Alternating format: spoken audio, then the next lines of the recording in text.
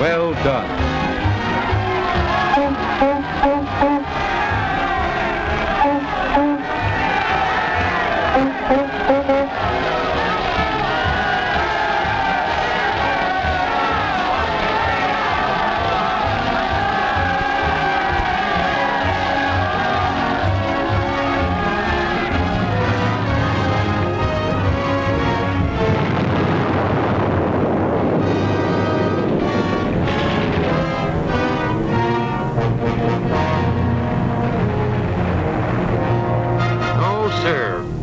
This can't keep a fella from putting down his ideas.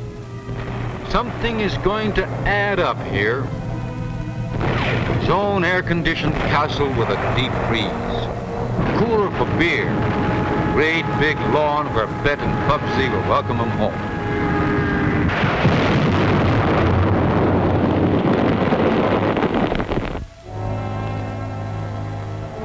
No, sir, all this can't stop a fella from keeping his ideas.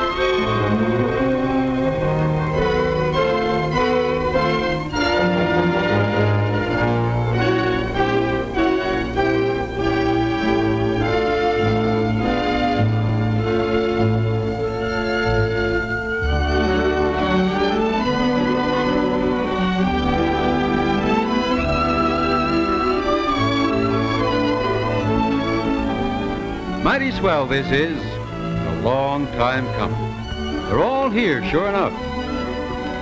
Yes, there's no place like home.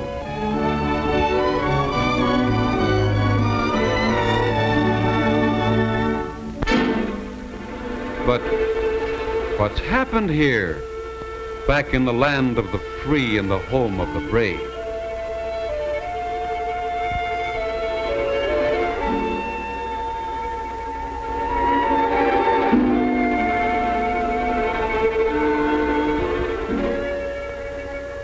Are you all living here? All of them in this 3-room apartment. But where have Bet and Bubsy hung out?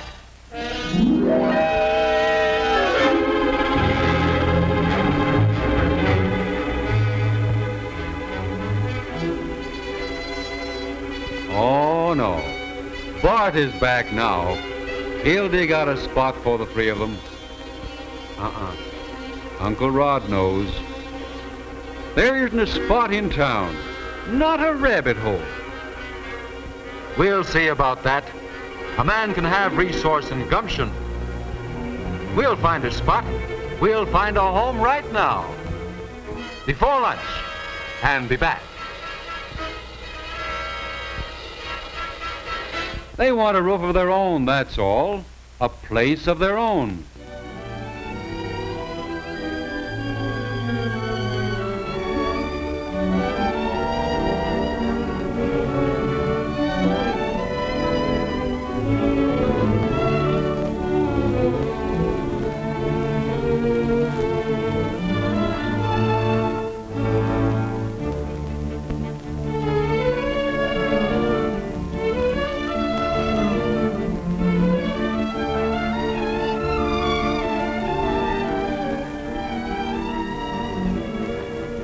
No rooms? Well, we'll take an apartment.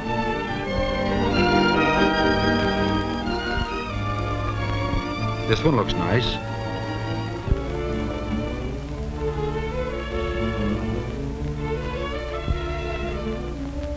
Sure, it's nice, and there is an apartment. Someone has heard of someone who knew someone who mentioned that someone might move out.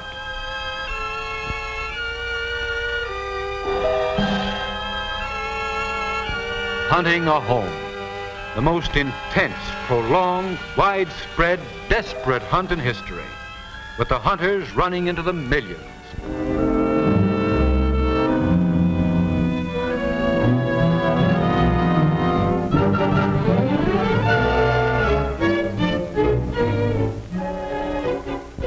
No rentals.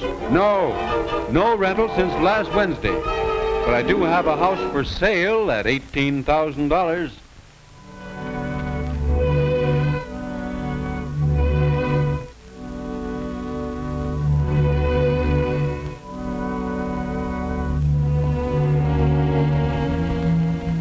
I should have held that house until tomorrow. I could have gotten $20,000.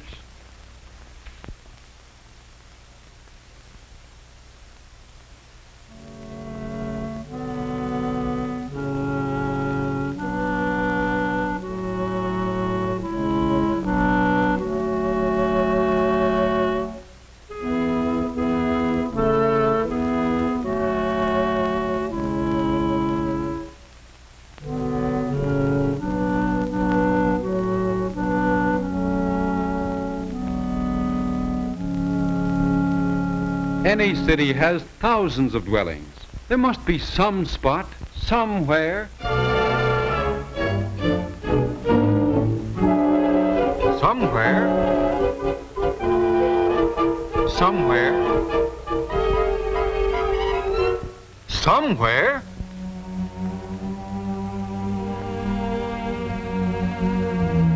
Somewhere. Somewhere. Somewhere. Anywhere. Somewhere.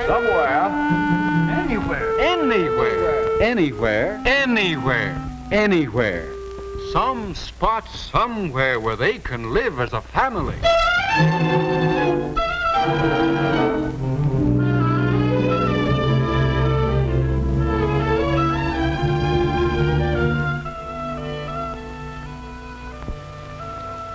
I've got to have a home. No one is to blame, yet everyone is to blame. There's been a lag in home construction for more than 15 years. During the past 5 years, the population of the United States has increased 8 million. Now there are building material shortages of all kinds, and shortages of manpower in the building trades. Everywhere, citizens were aware of the emergency. In the city halls of hundreds of cities, in state legislatures, and in Washington. In the committee rooms of the national capital, a solution was sought. Be it enacted that to meet this emergency, funds and the necessary authority will be forthcoming to launch the Veterans Program.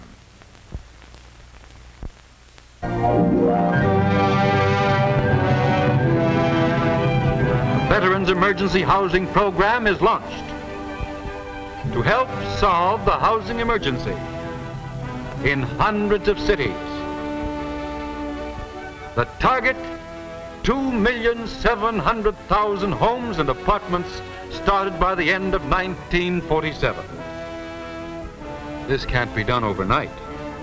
Houses and apartments are not produced through miracles. This is the goal. The number of houses built in 1945 must, in 1946, be 5 times greater, and in 1947, 6.5 times greater. This is a job on which government, industry, and labor will have to join in an all-out effort. The heart of this program lies in the community. To answer this pledge to the veterans, an emergency committee is created. A gathering of friends and neighbors. Called for the Mayor's Emergency Committee are a representative of veterans. It's their program, remember? And a local housing authority director. Here are a real estate dealer, a representative of home builders, and a representative of home financing institutions, representatives of the AFL and of minority groups.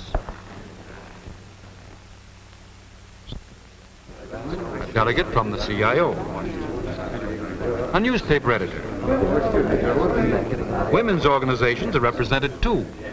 Representative of material producers and dealers, a regional housing expediter, and the head of the local Veterans Housing Referral Center.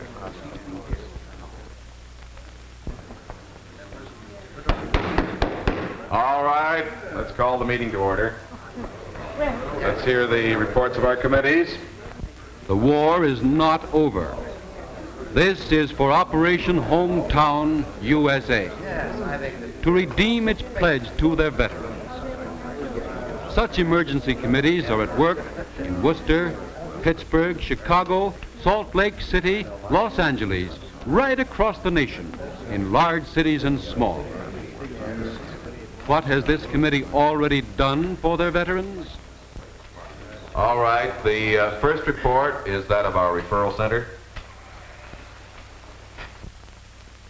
Our subcommittee, Mr. Chairman, has completed plans for the opening of a clearinghouse for information on housing for all returning men of the armed services. In the referral center, we find out all we can about every veteran's needs. Here we give him consultation and advice. Does the veteran wish to build or rent? For rental, he is shown our classified listings. We have classified the type of vacancy that we receive. However, if the applicant wishes to build, the veteran is told how application may be made for a priority to the state or district office of the FHA, and he is also told where he may find out about a loan under the GI Bill of Rights. Thank you very much, Mrs. Watkins. And now let's have the report of our publicity committee. We of the Publicity Subcommittee have asked local radio stations to make appeals and interview veterans. Newspapers have given space to cut-out coupons, cartoons, and feature articles. We have issued posters.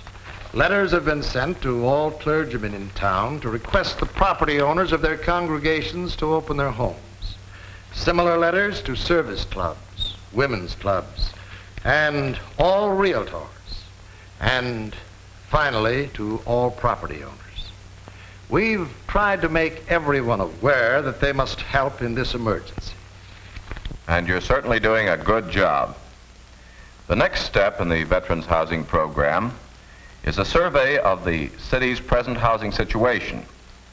Our report on this comes from a man whose wide experience in housing and real estate well qualifies him as chairman of our subcommittee on planning. Si, let's have your report. We've made a complete survey of all unused housing space in our town. We've had our Boy Scouts comb all the boroughs for extra space. Maybe upstairs over that garage there's an unused room, a spare room or attic that could be used temporarily. We've asked all our folks, people who are so situated, if they'd consider remodeling large houses into additional apartments. That helps. Now that's how we've tried to take the edge off the housing shortage in our town until construction can get underway and catch up with all this demand. And the demand is certainly great, isn't it, Tom? It really is. Tom and I have made a recount of substandard housing, checked existing maps. We know just where we stand on that. There are a lot of veterans in those houses. They should be considered. Now here's one result of our survey.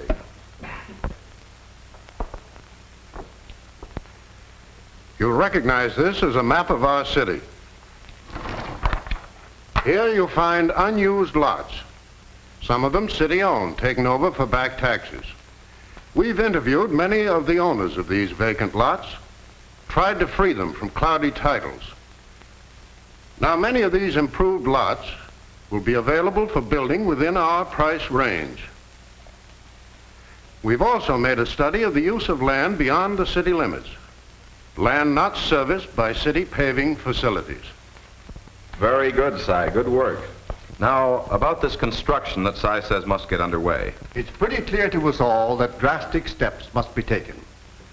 As Local Housing Authority Director, I want to report that we have established a veteran's preference for admission to our low-rent projects. The recount of substandard housing, based largely on our surveys, showed that there are many veterans' families living under slum conditions. Low-income veterans and their families are doubly handicapped in this emergency. We are trying to give them an even break. Thank you very much indeed. That's what we're all here for.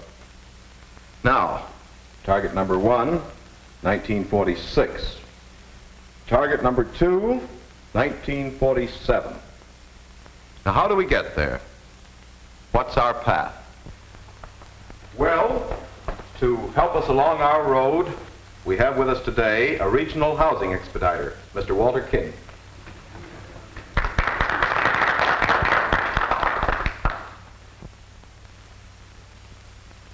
We all agree that the Veterans Emergency Housing Program is going to depend primarily on community action. But the federal government is going to do everything within its power to help, to channel materials into homes for veterans at the right prices, to utilize its resources to break bottlenecks on a national scale. All government agencies concerned with housing and materials which go into housing are cooperating with National Housing Expediter Wilson W. Wyatt. The Civilian Production Administration has the prime job of stimulating the greatest possible amount of production. The Office of Price Administration of keeping prices on materials in line. The Labor Department will turn its efforts in cooperation with labor to augmenting the manpower supply. And the 3 major units of the National Housing Agency will each have vital roles. The Federal Housing Administration, or FHA as it is known to every builder and millions of homeowners, is handling the arduous task of issuing priorities and of insurance of mortgages. The Federal Public Housing Authority has the vital job of providing 200,000 temporary homes for veterans as speedily as possible. This will be done by the reuse of the war housing supply in Army and Navy barracks, as well as by aiding the long-range public housing program for those of low income operated through local housing authorities. And the Federal Home Loan Bank Administration will utilize its resources and those of its member institutions to aid in the financing of veterans' homes. As a town, you would do well to set a goal to shoot at, as your chairman states. But first, you must remember that the price factor of new houses is important. A War Department survey shows that 84% of the veterans throughout the nation can't afford more than a $6,000 house, can't pay more than $50 a month rent. And many of these families want to rent and are in no position to buy a house. How many houses will this town need to hit Target 1 and Target 2? To answer that, certain basic facts are called for. Our referral center reports that the number of discharged veterans still seeking homes is 2,998. Selective Service reports total number of men from this town in war service for the period of July 1st, 1940 to June 1st, 1946 is 6,451. The 1946 population of this town is 59,963. No correction on that. 965. Twins arrived this morning at the city hospital. A survey, part of which was made for us by our Boy Scouts, reports that the total number of habitable vacant dwelling units in this community is only 67. They're going fast. Schedule A estimates future veteran requirements. Vacancies subtracted from requirements give an estimate of the number of houses needed, 2,931. For 1946, 1,304. For 1947, 1,627.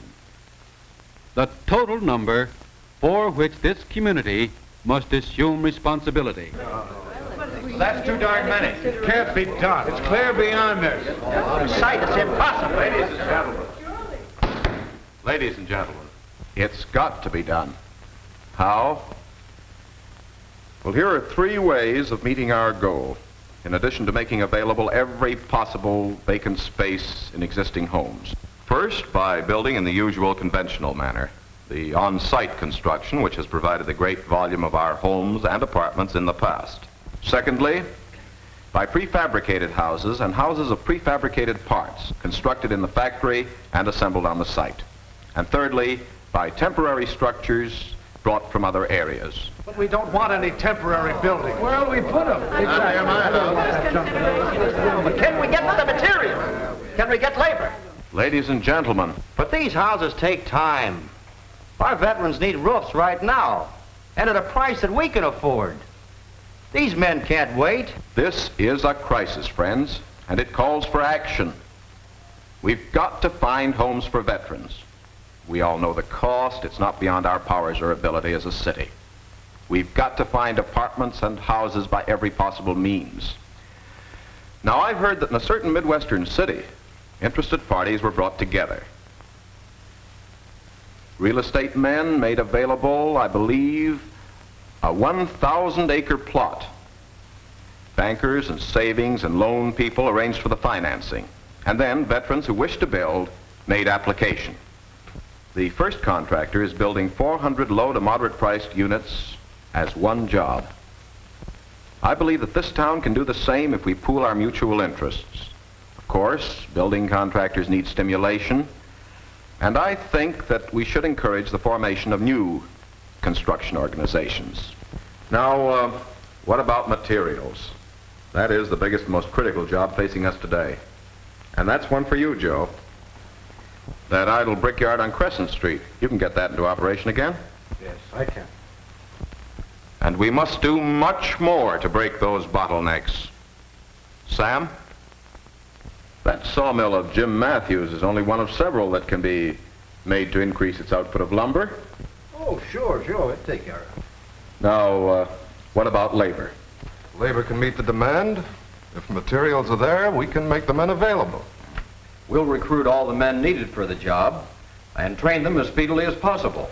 We can relax our apprenticeship requirements. If the building industry grows, labor will grow with it. Remember, labor has a great stake in the housing program, both as producer and consumer. And we're going to see it through. It's pretty clear, I think, that we can't construct all the dwellings we need in the usual conventional manner. To achieve our target, we've got to use prefabrication. Now, the big advantage of prefabs, of course, is the speed of construction. Units are assembled in the factory by production line methods. Houses can be shipped within a limited radius of the factory.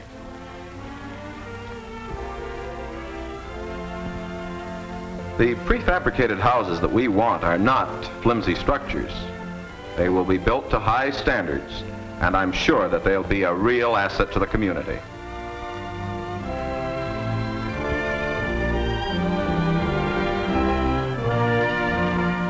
Former service barracks and war housing are placed at the disposal of veterans. 200,000 of these units are being dismantled and moved through the Federal Public Housing Authority to cities and colleges where the need is extreme for immediate shelter.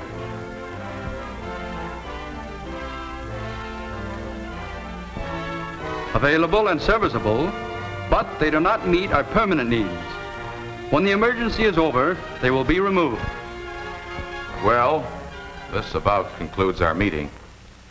We must remember that we're after rental housing, all we can get of it, because most veterans are in no position to buy homes. And even more important, we must eliminate non-essential construction and channel all materials to veterans' needs. This is really an emergency, friends, and I know that each and every one of you will cooperate.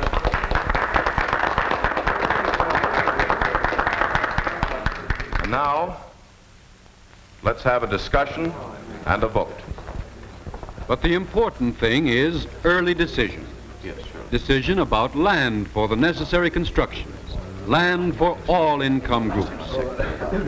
Questions about city paving, and extension of facilities. If construction is really to get going, codes must be amended to still give protection, but not hold up production. Zoning must be reappraised. Yes, the important thing for every committee is to face their local problems and argue them out in the democratic process. Opinions stated, problems faced, solutions evaluated. But the important thing is the need for concerted action. All right. All those in favor? Hundreds of these committees in hundreds of towns are facing their housing emergency, facing their problems with full use of their resources. Over and above, they plan their future and the future of the nation. Building should grow to be the major United States industry. Better living conditions are ahead for us all. City planners and planning commissions, builders, labor, financing agencies, local housing authorities, civic groups, alert citizens everywhere are meeting the enlarged demands of the 20th century. Cities will plan their growth. Communities will provide more neighborhoods where men and women can live in comfort and dignity. There will be wider spaces, community facilities for all, more air and sunlight, more living rooms, more houses, and a rich, full life for everyone. But in the meantime, right now,